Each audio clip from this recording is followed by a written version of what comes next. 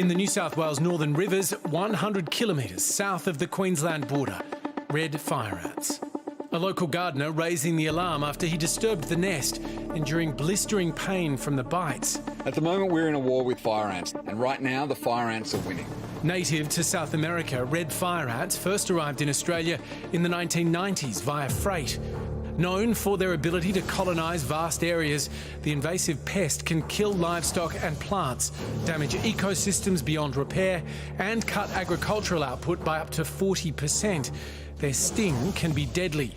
They swarm up out of their nests when they're disturbed, and people get tens and tens of these stings on their body. We see people getting anaphylaxis, these incredible welts all over their body, and people even dying from secondary infections. And they've got a knack for survival, spotted this week forming an ant raft of sorts to evade Queensland floodwaters. So there's two there, another little bit there, more fire ants there. They can form these incredible rafts, and these rafts of fire ants can then move downstream to new locations, and that's pretty scary to see. The latest discovery comes just 2 months after the fire ants first broke free from their 20-year stronghold in southeastern Queensland, found 13 kilometres south of the border. The infestation triggering a 5-kilometre biosecurity control order. Farmers and businesses locked down. The concern now, how did the ants creep so much further south? The main way that fire ants are moving is because of humans. They hitch a ride in mulch and turf when that's being moved, and they can really quickly start to spread. Responsibility for the eradication of fire ants is shared between the federal and state governments. The opposition says not enough is being done. What I fear is that the white flag will go up and we'll let this become a management issue, and we'll see about $2 billion cost to the national economy through agricultural loss. We've got to eradicate as quickly as we possibly can. Livelihoods on the line as authorities try desperately to contain the spread. This is a barbecue stopper. You won't be letting your kids barefoot out into the backyard. Australia cannot afford not to eradicate fire ants. President of the New South Wales Farmers Association, Xavier Martin, is calling on the government to ramp up their eradication efforts. Xavier, how worried are you? Oh, look, we know enough about these serious pests around the rest of the planet to know that they typically move up to 50 kilometres a year, the perimeter, the boundary of them. Each queen is supposed to only fly 5 kilometres, but, with certain wind conditions and other ambient conditions, they can make 20 or 30 kilometres. So to the extent that this movement is obviously well over 100 kilometres, therein lies the problem we've got, that, right now there's probably people with them in pot plants in the boot of their car, or in hay, or in turf, or in mulch, or gravel, or equipment, travelling interstate for all we know. So this is an emergency, and it needs to be dealt with as such.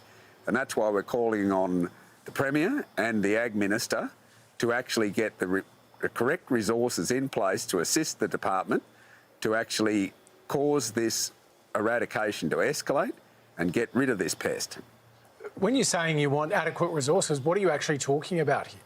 Well, we've seen the Queenslanders tear up $800 million in the last 20 years without containing them. I mean, it started off, our members are telling us there was, hundreds of sites, and now there's thousands of sites in southeastern Queensland.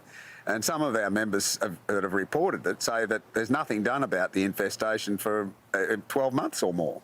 And the only good thing about that is we know what doesn't work, because they came into Queensland in 2001, and because of some nonsense that went on with Brisbane City Council, they were given steam baths instead of pesticide to control them. And so we've seen them just gradually expand, and surprise, surprise, we're now seeing them starting to move across the nation. And that's just an appalling circumstance given how serious these pests are. They're toxic, they're so damaging to the landscape, to human life, to animal life. It's just extraordinary. Is it fair to say you're pretty angry about this? Oh, look, our members are seriously annoyed. They just can't believe that they're paying their levies, they're managing their risks on their farm every day. There's supposed to be a shared responsibility with the federal governments and the state governments. I mean, talk about lip service. The Tasmanian government and South Australian and West Australian government, they've just talked about contributing. I mean, they need to get real, put their money where their mouth is. We need to spend a couple of $100 million a year to get rid of this pest. Otherwise, it's going to cost us billions. And, the sort of threat they have to our society is just extraordinary. We only need to look at some of the other nations where this pest's got away. Who should be worried about this, Xavier? It sounds like it's not just farmers, but it could be a real problem for people that are just having a backyard barbecue who want to go barefoot. Oh, exactly. It doesn't matter whether it's man or beast. The effect, I mean, it's in their name, the word fire. Those that have been bitten say it is just like being burnt, catching on fire.